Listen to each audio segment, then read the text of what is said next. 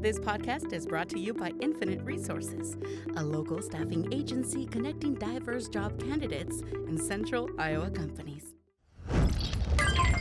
Amplified.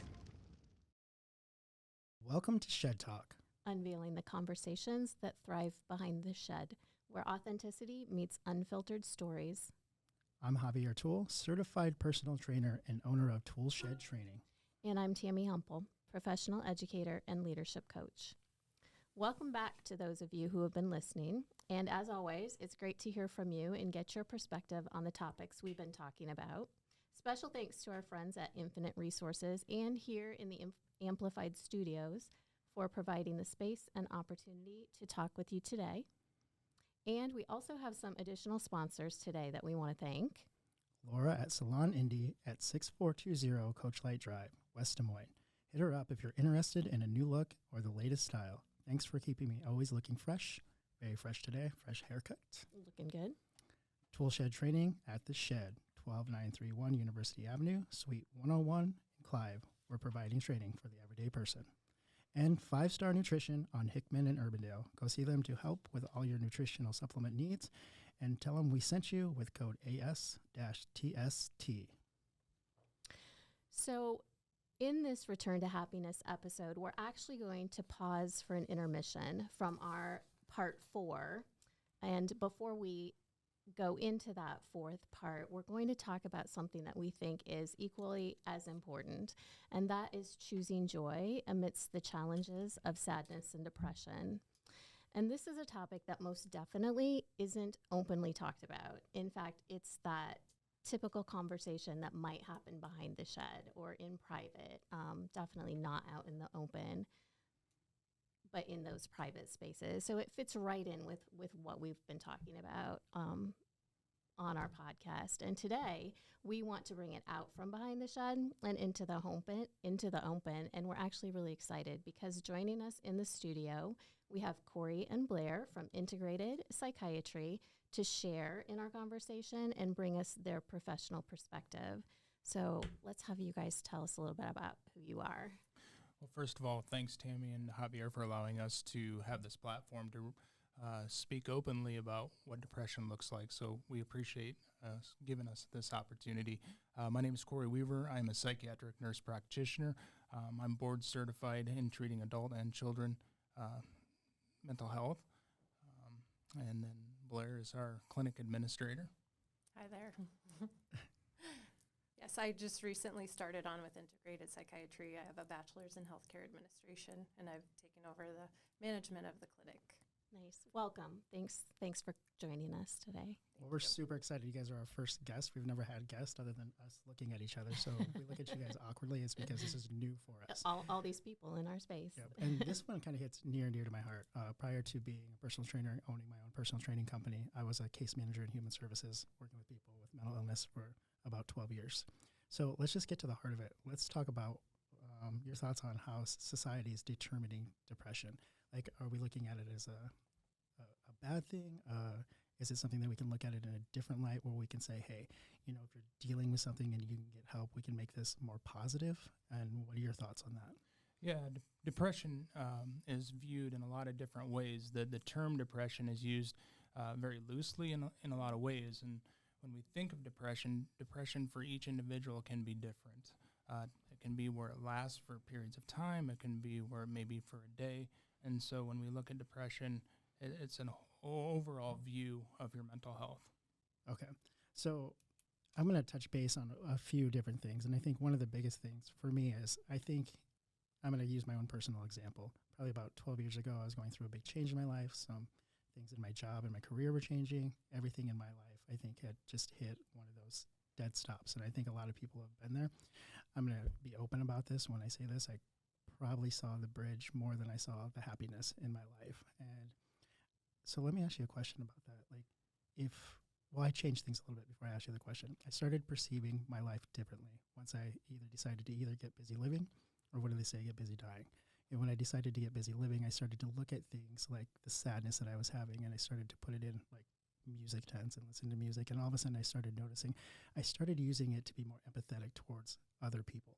Is there a way that we can help people change the perception of you're depressed to being just sad, lonely, or are those steps that we have to identify first before we get to where I'm at today? Yeah, I think that's a great question, and it's something that we should really look at when we think of depression.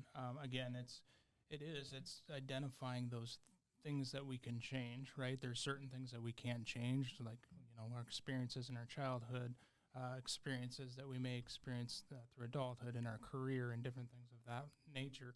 But the things that we can control and the things that we can look at making changes is a big part of viewing depression and making a difference in that regard. Okay. So Tammy and I were talking about this the other day, and we kind of discussed this with you last night.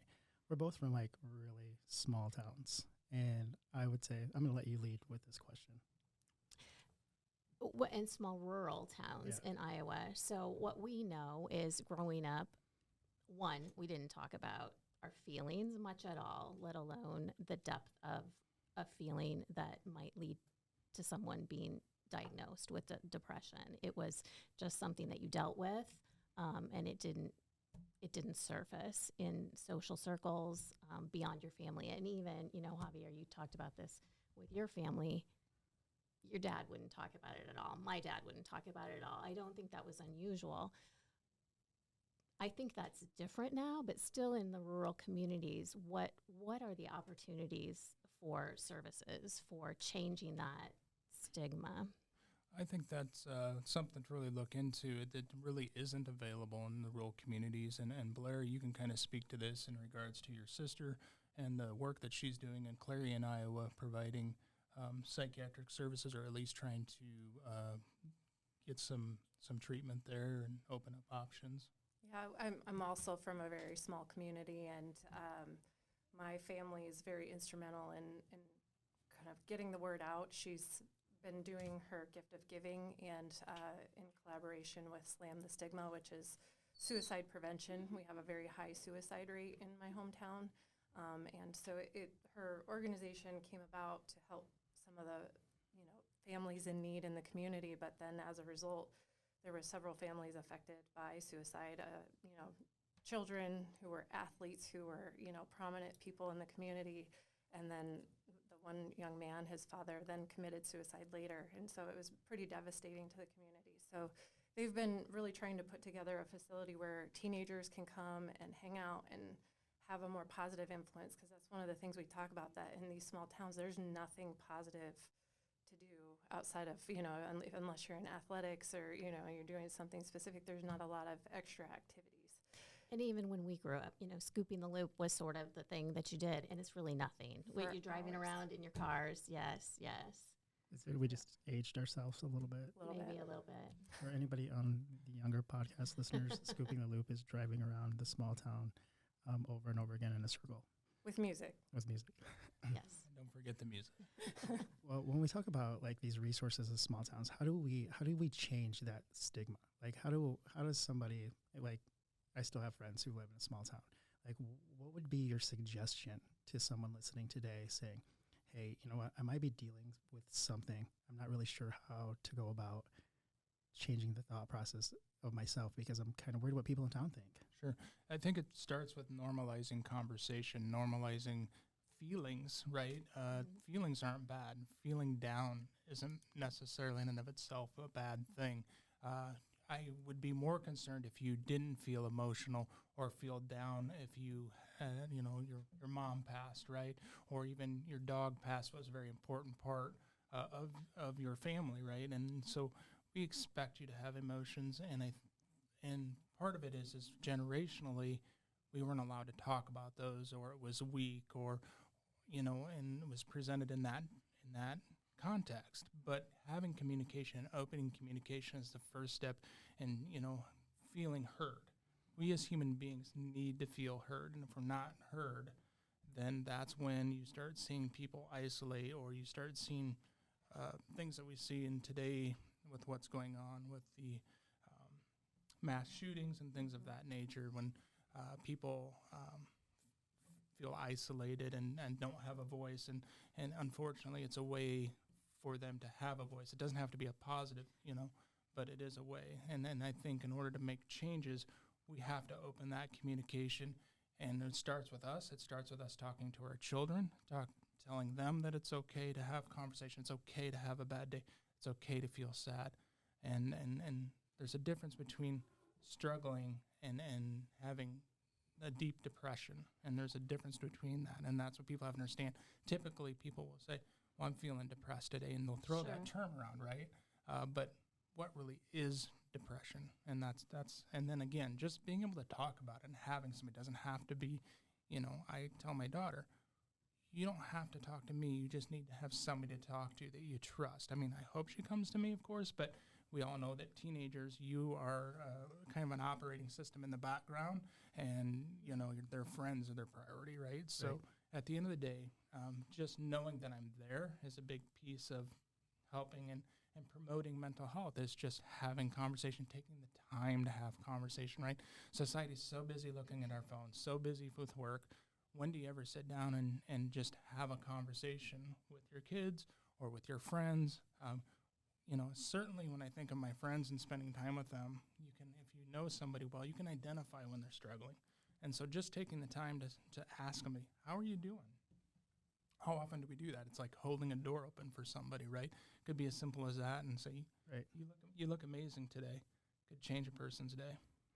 I think yesterday too, I guess the stigma of just even a small town or males, or let's talk about culture. I come from a Hispanic background. My mom was very frank with us sometimes, like maybe sometimes the only therapist I needed was my mom.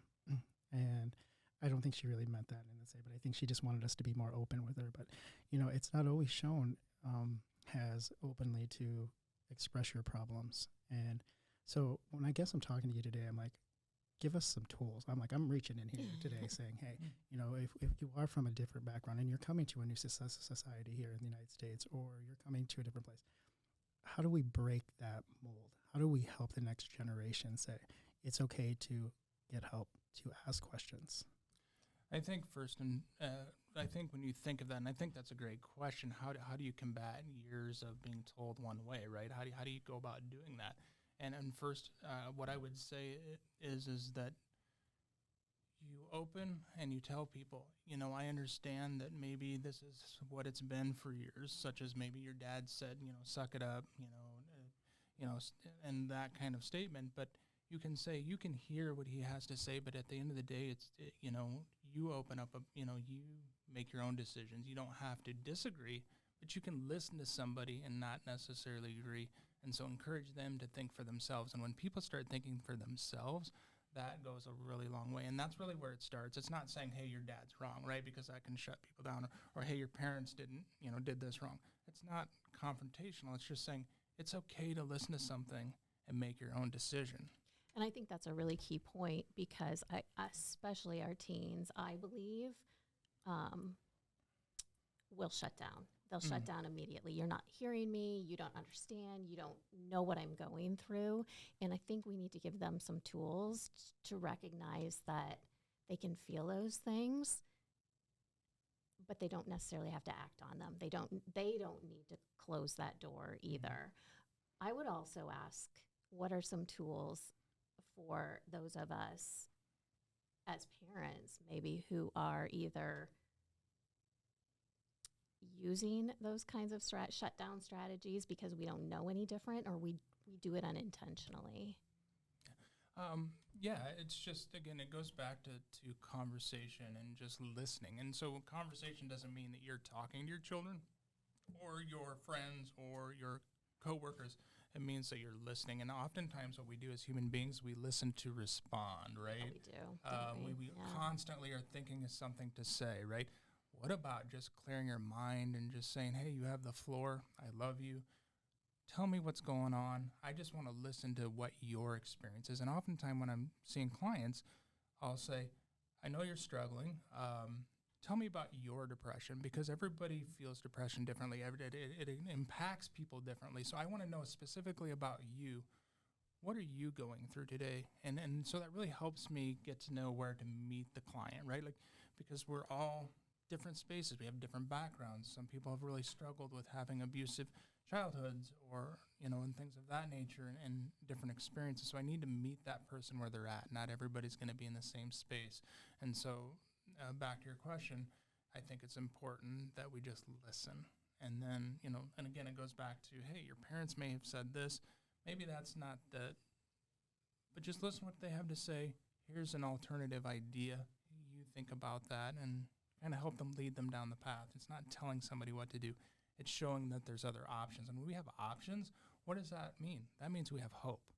And just giving somebody hope makes them think, hey, maybe today isn't the day that I'm going to end my life. Right. So we talked about this when we met each other, and we're kind of prepping for today. And I said I had heard recently that it only takes 6 to 8 minutes to have a conversation with someone who is in a dangerous place to change their mind about at least how they're feeling in the moment to potentially ward off something like that. And my question to you was, how do we communicate with each other so that we can be that person for someone else? Like, how great would it be to be the person for someone who struggles with sadness and potentially a depression diagnosis, that they know they can text you something and to call them and say, I've got 8 minutes, I've got 10 minutes, tell me what you need to tell me. And it's as simple as that. And that's what people, they want to know all these answers. And right, it's as simple as just having a conversation or feeling that they can have that conversation. Maybe they're not ready to tell you. Maybe they're not ready to share that. But the fact that you said, when you are ready, I'll be here. And that goes so far. When you're ready, I'll be here. So many people need to hear that because so many people don't have somebody that they can text. It's one of the things that I ask them when I'm doing an assessment. When I first meet a patient, I ask them, who is your support person? You would be surprised how many people, and I look at them and say, who is your support person? And they say, what? And they have to think about it, that they don't have somebody, typically, I want somebody to be able to tell them, hey, it's my spouse, or it's my best friend, or my coach. I think of my son specifically in high school and wasn't really involved, and he really was drawn to his coach. That's what he talked about. He went out for wrestling purely because he was passionate about just how the coach had treated him. It wasn't even about wrestling. He got into wrestling because of that coach, right? So that just shows how much we as human beings need connection. We need connection. And when you don't have connection, when you don't feel like you have value, when you don't feel like you're listened to, that's when people struggle. She was cutting you off. I'm just totally kidding. We talked about this a little bit.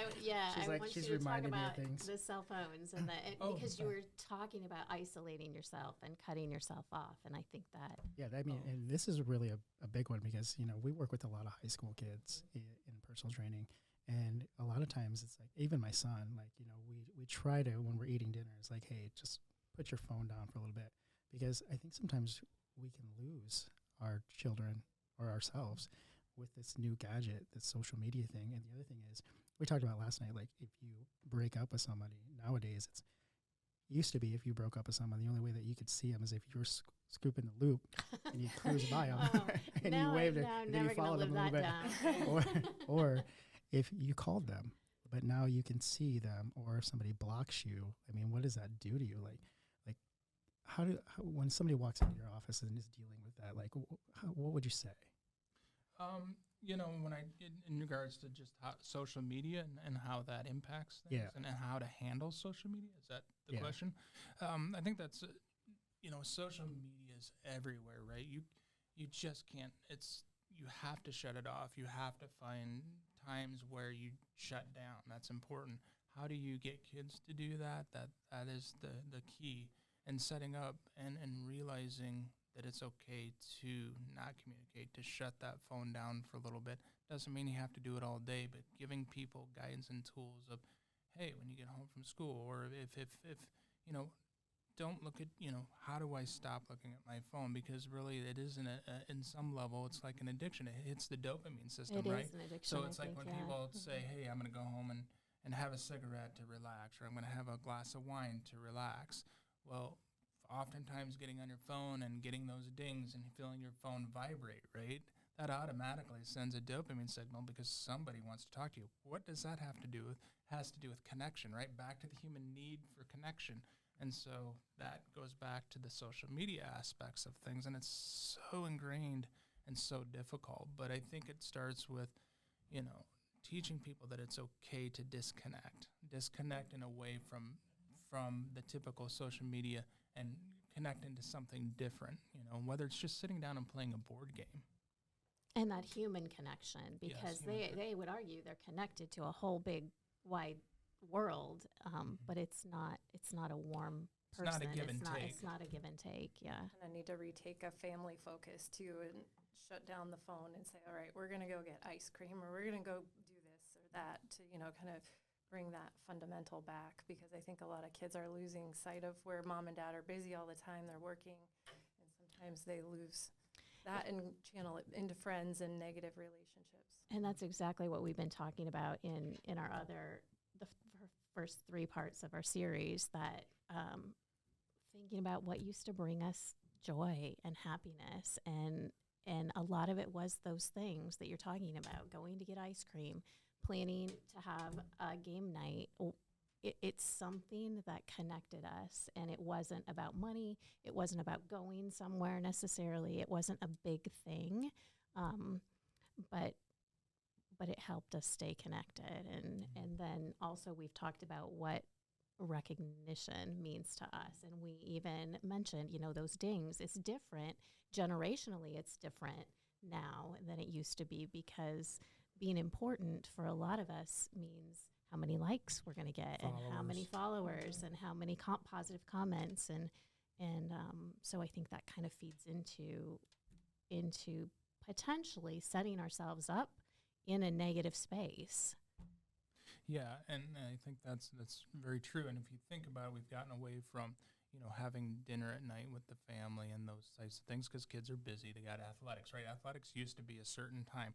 Now athletics are year-round. It's soccer. For Blair specifically, her kids are in soccer. All year round. All year round. And all weekend, too. And that didn't used to be the case, especially in Clarion, right? Yes. Yeah. But setting up those specific times to connect with your children and saying, hey, maybe once a month, we are going to plan, date night, Dad and I, and we're going to go date night and find something to do, and we're going to leave our phones at home.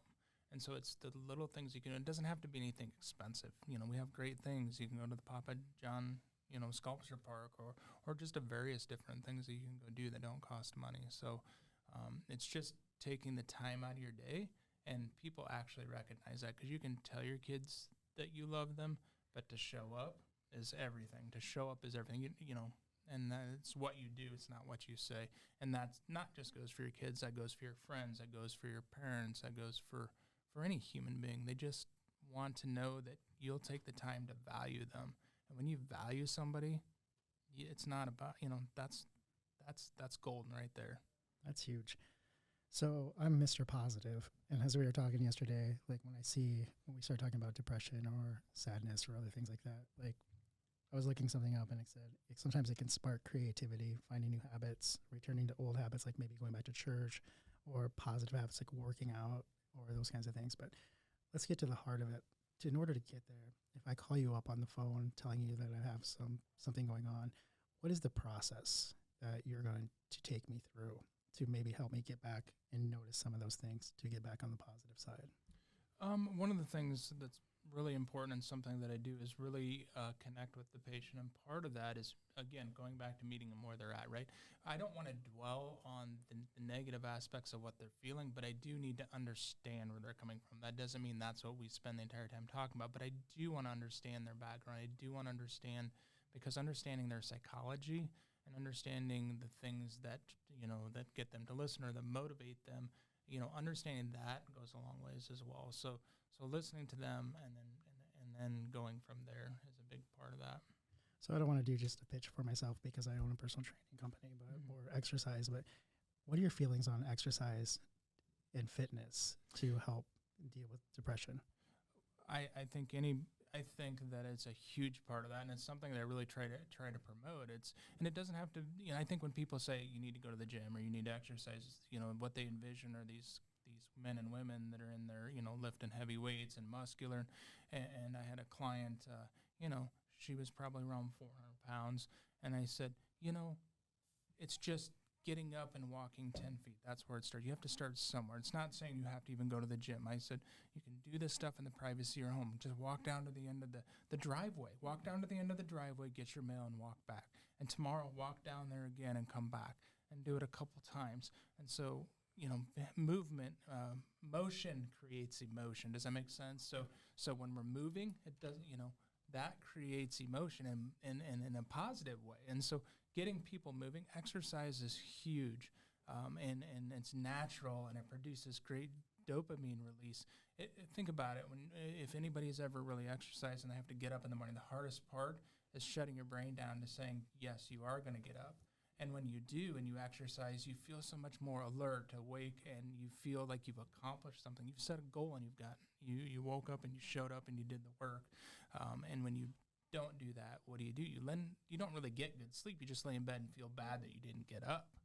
And so it's important, and you bring up a great thing, that it can go a long ways. And so when I think of seeing patients, medications is not the first option. First option is, hey, talk, let's communicate, let's maybe doing some therapy, let's look at other options before we go down that road, because oftentimes depression is based on environmental factors that are around us, and that's a big part of it. It's not necessarily a chemical imbalance. It can be, but I would say 80% of the time, a lot of it's environmental factors that affect our mood and how we view things, and our brain is a muscle, right? Like, just like in athletics, you do something over and over again, so it's muscle memory. There's no difference than when we think about and we have negative thoughts when we wake up in the morning, or we look at ourselves and we have negative thoughts. When we have negative thoughts consistently, or that thing in our head that just tells us, and we let that run, then that's what we're used to doing, and that's where we're going to go back to. So it's changing the narrative in our own thoughts, because we all have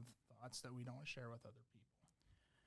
So this is where I'm going to get a little selfish, because I know you guys did a personality test on us, but I don't want to get that quite yet. I think I want to talk about how important is it for us to deal with our own issues so we don't pass them on to our kids. That's where I was going to go next, because you know this, because I shared this with you last night, that my daughter struggles with anxiety, and her biggest problem, admittedly, she says, is the starting. So the other thing, as you were talking, it made me think about, why are we so good at talking ourselves out of something and not so good at talking ourselves into something? So we can talk ourselves out of getting up early.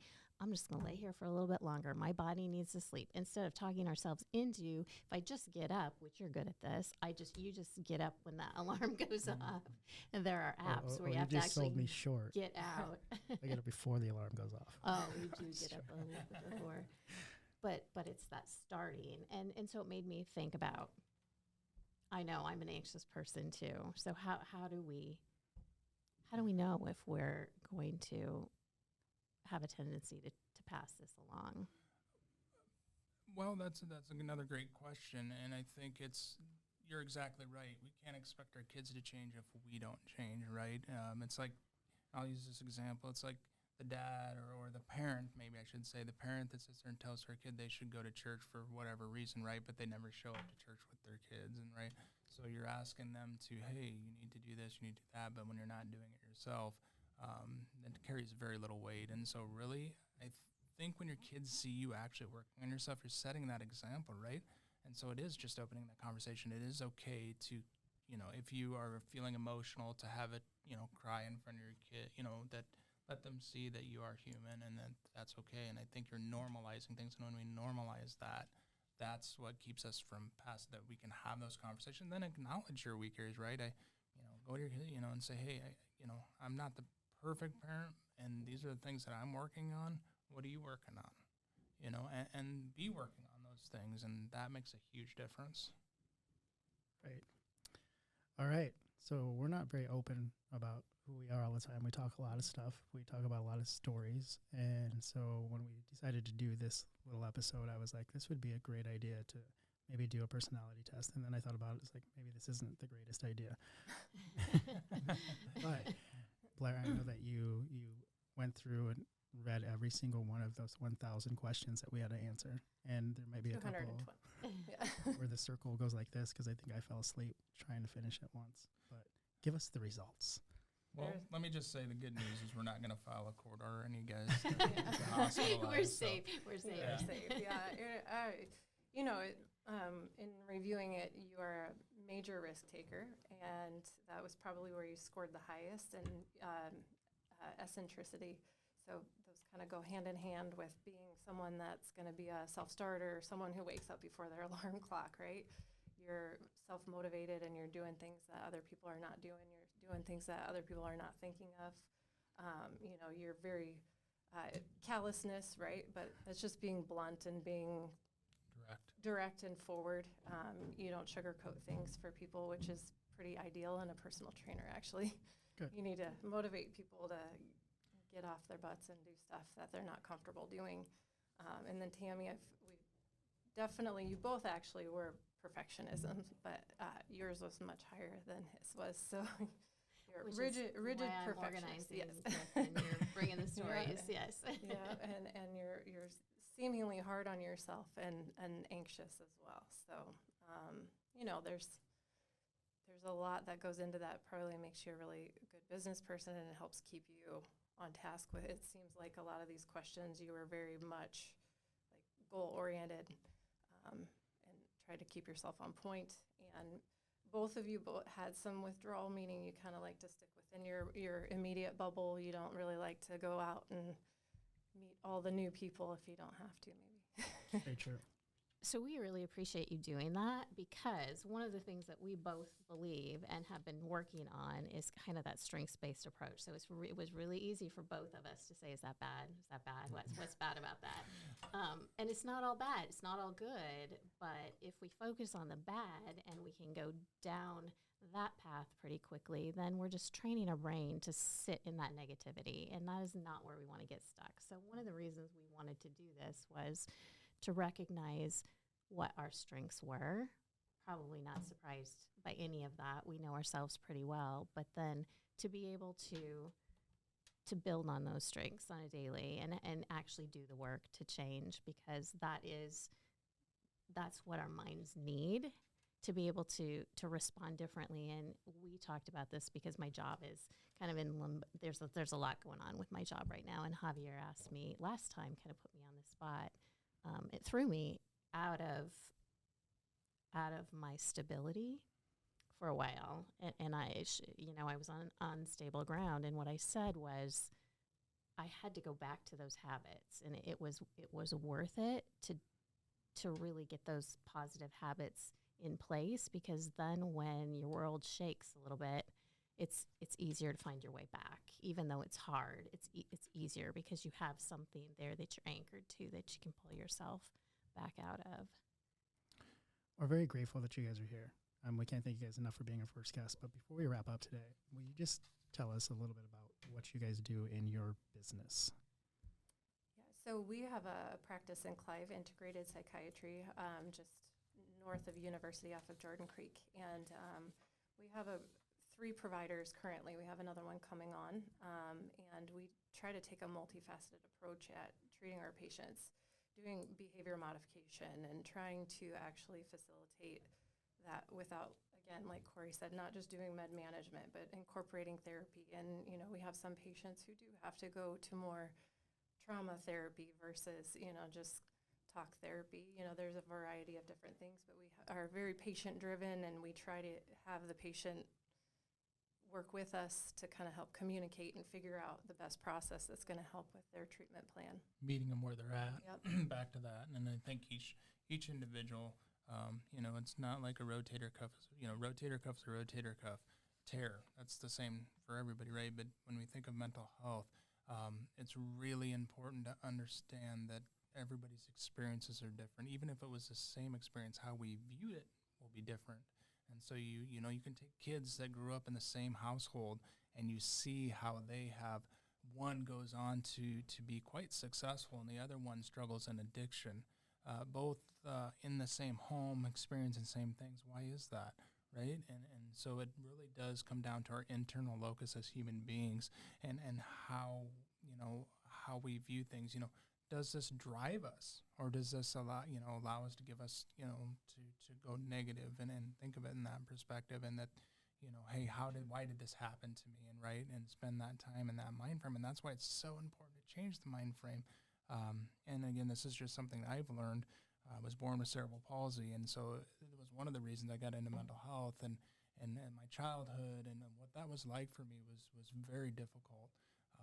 But to be able to see the change and recognize that that's just something, that's not who I am, that's just a piece of me, but it took me a long time to get there. And so what we do in the clinic is really just try to meet people again where they're at, and then from there we start building, and it's a process, right? Just like working out, Javier, you don't come in and just have great abs, right? There's a whole process to get great abs. I still don't have abs. So that's no different than mental health.